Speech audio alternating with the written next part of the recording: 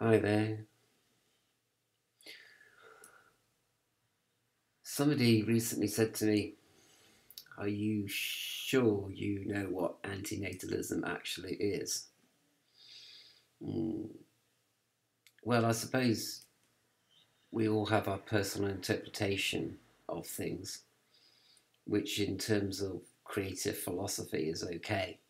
You don't have to have a precise dictionary definition of something. You could immediately, upon hearing a word, interpret it according to your life experience.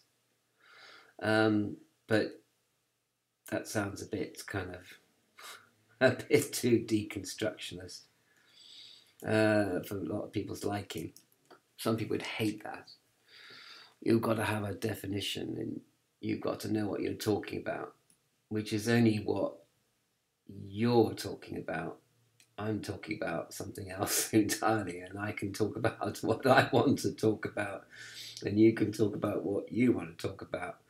But if you're writing the dictionary or the book of philosophy book, and you're giving the lecture and you're marking my philosophy paper, then I suppose I better toe the line, hadn't I? Really, otherwise I ain't going to get the degree, right?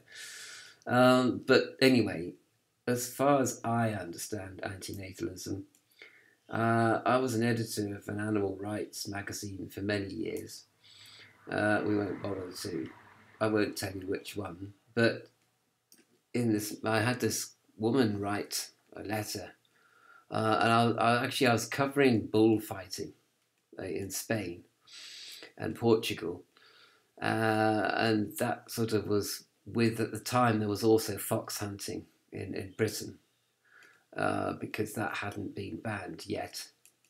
And as we all know, the Tory party, the Tory Theresa May, wanted actually to reintroduce fox hunting, in fact, into Britain, but she never got a chance to do it because of Brexit and all the other things that were happening. So, but this woman wrote to me, and I was covering this issue of bullfighting, and she said, "I hate the human race.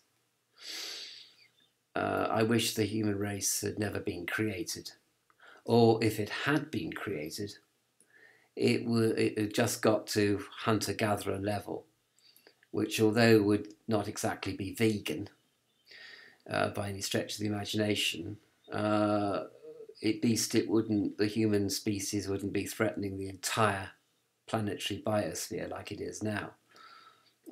So I wish that no human being had been born. I wish I hadn't been born. I wish you hadn't been born.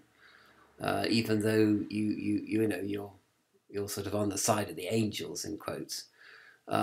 Even you are sort of destroying the planet, and certainly so everybody else is.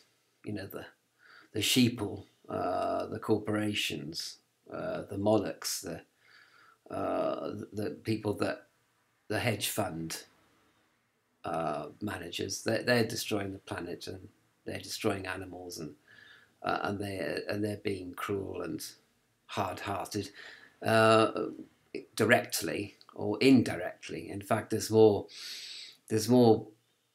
cruelty going on indirectly than there is directly.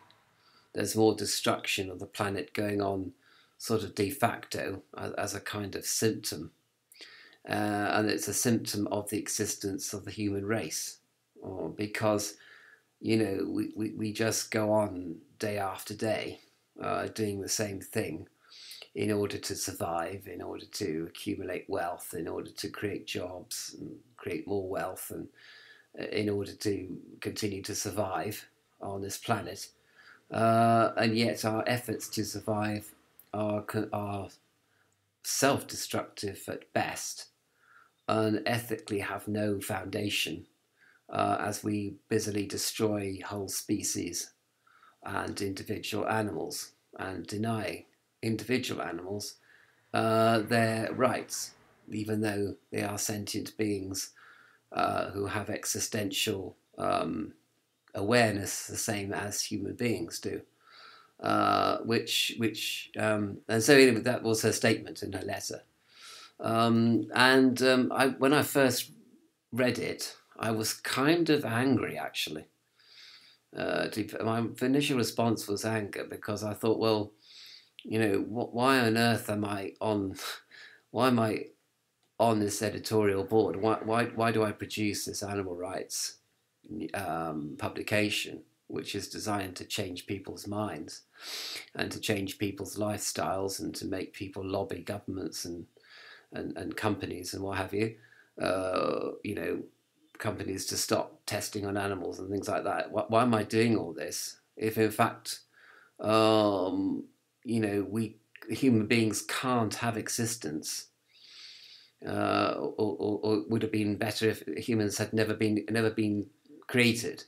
So why am I trying to change the world when all you can say is it would be better if the human world had never been created? So that was my initial reaction, was sort of saying, well, who are you to say that the human race should not have come into existence? Or if it did, it should never have got beyond hunter-gatherer level. But then, and I also sort of got into kind of a little bit of a Marxist thing about this, and you don't care about people, you care about animals more than you care about people. It was like Adolf Hitler, he cared more about cattle on cattle cars than he did about Jews going to their deaths at Auschwitz. He cared more about vivisection and protecting animals from vivisection. But I mean, look how he treated the Jews, worse than experimental rats, or indeed the same, or about the same. And so, I thought to myself, well, you're talking like a crazy person, really. Because I want to create a world where people and animals can live in peace and harmony. And all the other hippie stuff that I know you're going to say is hippie and, hippy dippy and not futurist enough. And what am I talking about? This is kind of like all sort of 1960s flower power kind of rubbish, let's all hug trees and stuff like that, And I mean, I was trained as a scientist and I'm a geneticist. So, when it comes to kind of, and I suppose really you're going to say, well, that's it, isn't it? You're part of this military industrial company. You're a scientist. You believe in science.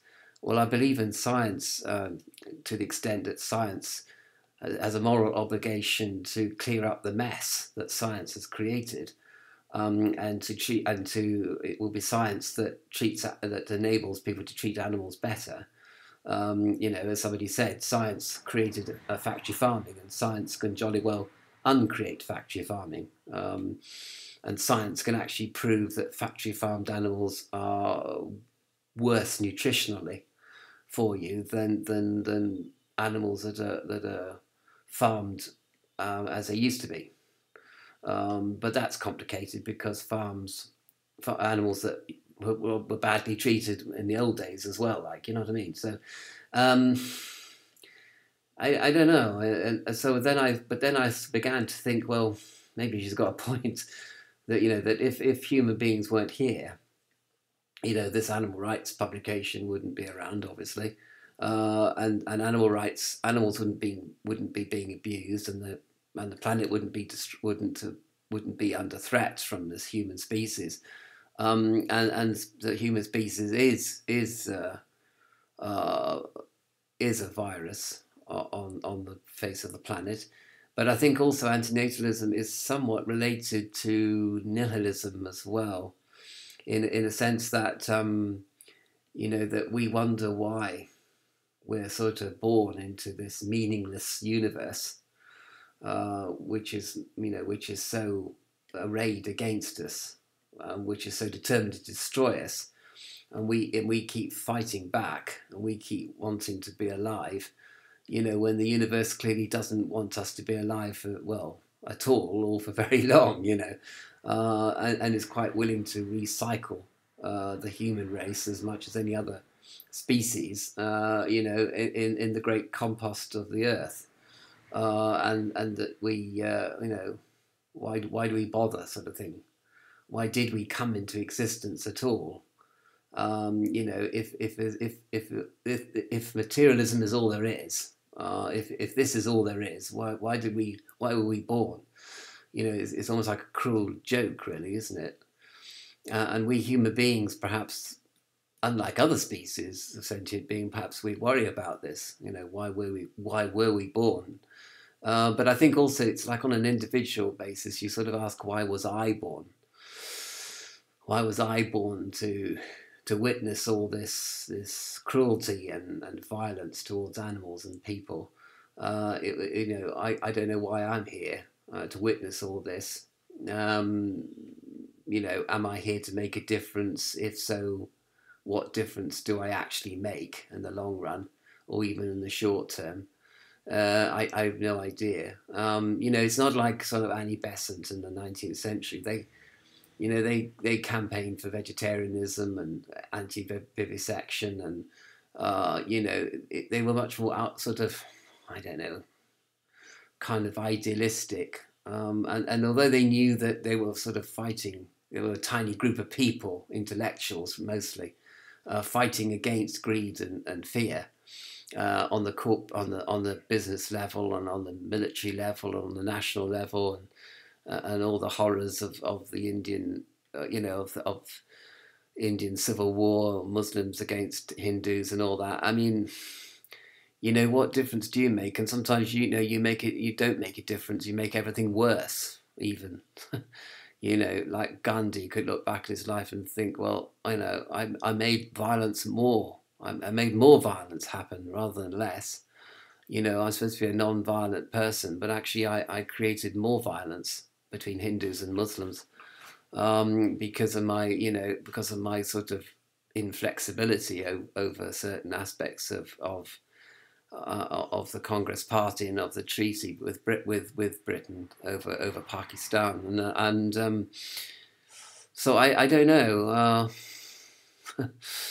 And so I suppose antinatalism has this kind of feeling of sort of despair, really, as well, when you look at yourself and how destructive you are. And that's even before you get to a description of communities and peoples and nations generally. So I think that antinatalism is almost a sort of an acknowledgement, really, I suppose, of one's evil, I suppose, as a human being, not as an individual, because you as an individual may be all right, but you belong to a culture of cruelty and exploitation, manipulation, and predation, and you share in the horrors of the world, either by being a taxpayer. I mean, that's one thing, or just simply being a consumer in any sense of the word.